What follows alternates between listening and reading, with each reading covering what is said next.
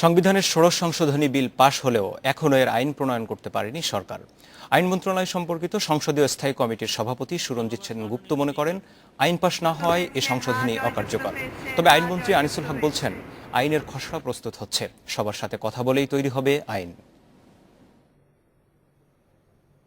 সংসদ বিষয়ক মন্ত্রী প্রস্তাব করছি যে গত 17 সেপ্টেম্বর জাতীয় সংসদে সংবিধানের ১৬ সংশোধনী বিল পাশ হয়।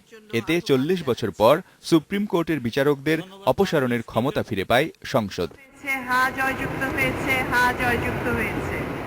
সংবিধানের ৯৬ অনুচ্ছেদ সংশোধন করে বিধান করা হয়েছে, প্রমাণিত অসদাচরণ বা অসামর্থ্যের কারণে সংখ্যাগরিষ্ঠ সংসদ সদস্যের প্রস্তাবক্রমে রাষ্ট্রপতির আদেশে সুপ্রিম কোর্টের বিচারককে অপসারণ করা যাবে।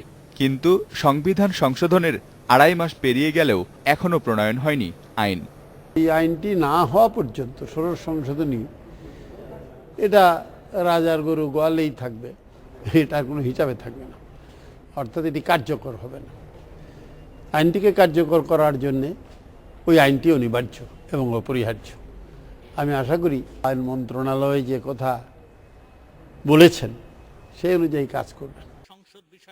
আইনমন্ত্রী আনিসুল হক বলেছিলেন, ৩ মাসের মধ্যে এ সংক্রান্ত আইন করা হবে। সেই সময়সূচি অনুযায়ী তিনি কাজ করছেন বলেও জানান।